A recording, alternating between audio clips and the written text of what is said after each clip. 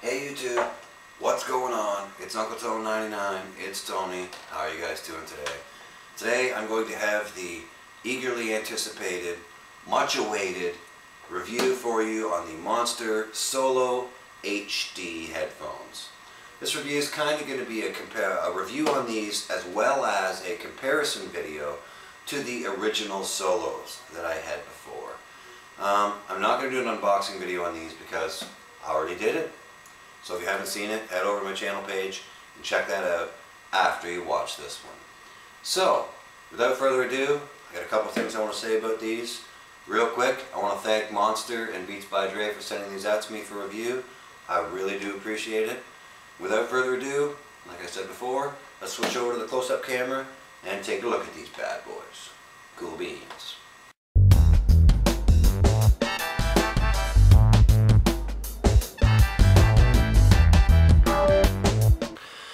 Okay, cool beans guys, here we go with my review on the Beats by Dr. Dre Solo HD headphones.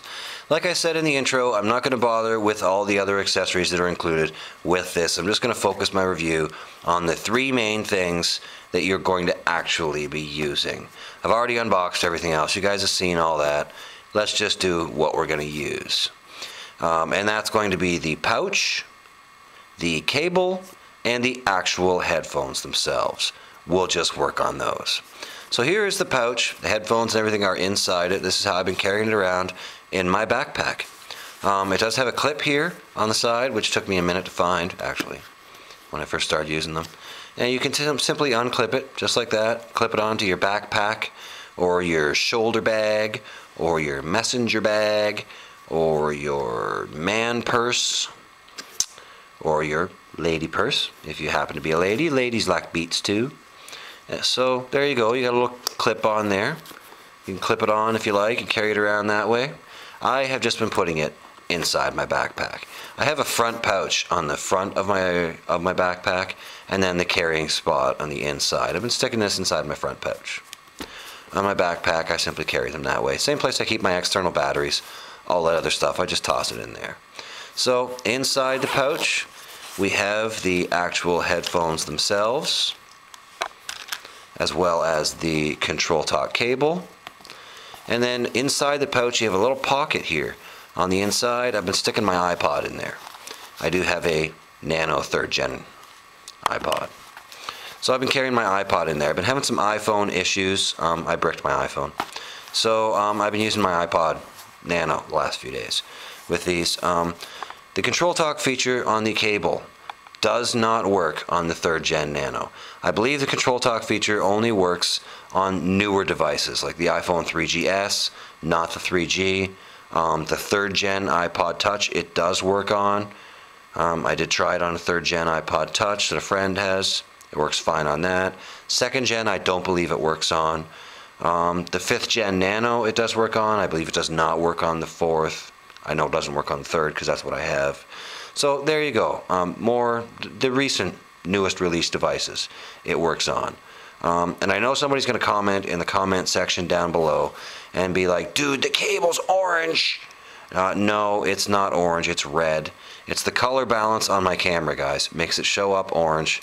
I don't know why. It is a red cable.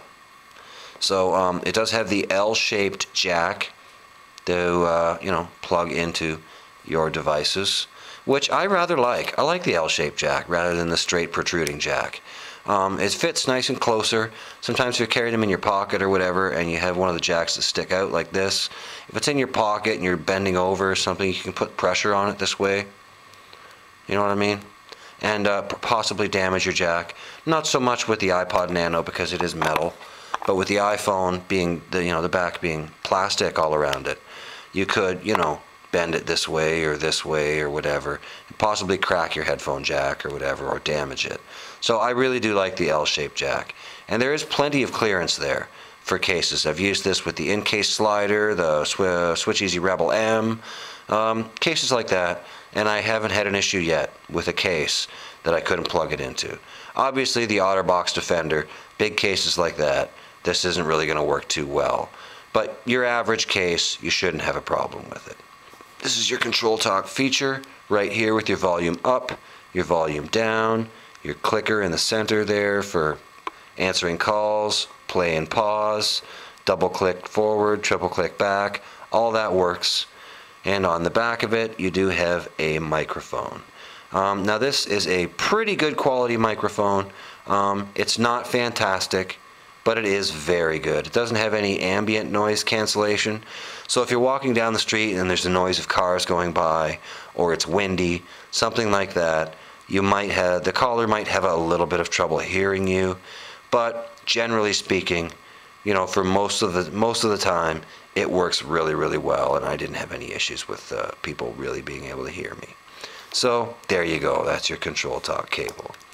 Your actual pouch that I just took them out of does have the pocket on the inside. It's a nice, well padded pouch. It feels like a jelly type of material, maybe neoprene or jelly or that gel material inside there. And it's pretty thick, pretty well padded, pretty thick. If you're taking care of your stuff and you're putting it in the pouch, putting it in your backpack or whatever, you shouldn't have a problem. If you're just throwing them around, well then, you know, you're probably going to break them because, you know, you got to take care of your stuff, guys. You drop $200 on a pair of headphones. You should be taking care of them anyway. So this pouch, you know, for most people should provide adequate protection, I would say. Onward to the actual headphones themselves, which is what I'm sure you guys are probably the most interested in. Like I said in the unboxing video, they do seem to have stepped up the tolerances on these a little bit. I have used these almost pretty much daily since I got them for about 2 weeks now, and there are still no slop in the hinges. They still line up perfectly. They still seem nice and tight. They're definitely tighter than the original Solos that I had. They're a little, you know, tighter. It takes a little more effort to pull them apart. It's not hard by any means, but it does take some effort to pull them apart. They definitely seem tighter, and they're also, you know, a little snugger to flip inwards as well. So there you go. They seem to have stepped up the hinge quality, definitely. Having said that, they are plastic. So, I mean, you know, if you're throwing them around, you're probably going to break them. There is obviously a metal band inside here, which is providing some of the springiness. But, you know, take care of your stuff, and you shouldn't have a problem with them. The durability and the quality definitely seems to be better than the original Solos. The only thing that really concerns me about them is these little pins they use in here. I've heard a couple of people complain about these little tiny pins they use to hold these in right here. This swivel part right here is held in around here with these two little pins, one here and one here. I have heard you can pop them back in if they pop out, but I have had no issues with them whatsoever. I take very, very good care of my stuff, so I haven't had any issues, but I have heard of a couple of people having issues with these ear cups popping out with these two little pins. So it's something to be aware of if you're rough on your equipment. As far as the padding goes, along the top here you do have these little gaps here along the rubber padding here at the top, which were also present on the Solos. Having said that, these were here when I unboxed them, and they don't seem to have gotten any worse. There's little spaces here. So maybe it's just, you know, the way it fits. I'm not really sure, but they do have a great warranty with Monster. So if you do have an issue with this delaminating and coming off, I'm sure Monster will hook you up in the warranty department. So nothing really to worry about there. On the inside here, it does say Beats on the left and Monster on the right side. So onward to the audio quality. To use these, you're simply going to take one end of your control talk cable, plug it into the bottom of the left ear cup, and it is a nice firm click to click it in. And then you're going to take the other end and plug it into your device, whatever you may happen to be using. And onward to the sound quality. How do these sound? That's really what it boils down to, isn't it? How do they sound? They are very, very comfortable to wear for extended periods of time. I also forgot to mention that. These are on-ear headphones, not over-ears, so these do sit on your ears. Your ears do not sit inside them. They sit on top of them. This padding here is very, very soft, leatherette kind of material. I'm sure it's not real leather. It'll be like a fake leather. But they are very, very comfortable. They seem to breathe pretty well. I've worn these for 2-3 hours at a time, and haven't had any issues. I haven't really worn them any longer than about 3 hours because I don't really have time to listen to music for more than 3 hours at a stretch. So, you know, but for 3 hours, they were good. I had no issues whatsoever. So the audio quality, the bass is definitely less than the original solos.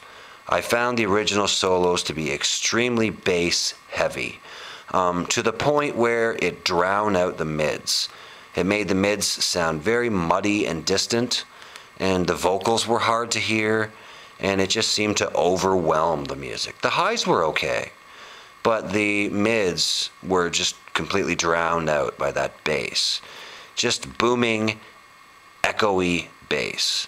Monster seems to have gone back to the drawing board with this. Beats by Dre seem to have gone back to the drawing board with these, and redesigned them. I know these do have titanium coated drivers, which will help with the audio quality. The bass is dramatically reduced on these headphones. There's still plenty there. They have more bass than the studios do. But it's not overwhelming. It's not overpowering. Over the past couple of weeks of using these, I've grown to really kind of like these headphones. I really like these. These are some pretty nice headphones. They're smaller and more portable than my studios. The bass is a little bit more than I generally like. I prefer kind of a more even, well-balanced pair of headphones, but it's not overwhelming, and I got used to it. The mids are clear, warm. Definitely no problem with the mids there. They sound pretty darn good. The highs are clear, not perfect. They could be a little crisper, but they're definitely pretty darn good. So I would say, guys, for an overall package, these are a pretty decent option in the $200 price range. Are there better headphones out there for $200? Probably. But when you combine the looks with the sound and the control talk feature, I think this is a pretty decent option at the $230 price point. I'm definitely very happy with mine, and I'd like to thank Beats by Dre again for sending them out to me for review. I really do appreciate it. These have become my daily headphones. I've even started wearing these at work. I'll put the left one on, stick the right one behind my ear, just like that, and wear them like that all morning while I'm working. And these have become my work headphones now. I really enjoy listening to these at work too. So that's pretty much going to do it for my review, guys. I really like these headphones. These are a very, very decent pair of headphones. So thanks for watching. We'll see you guys in the next one. Thanks very much again to Beats by Dre for sending these out to me for review. And we'll see you guys soon. Rock on.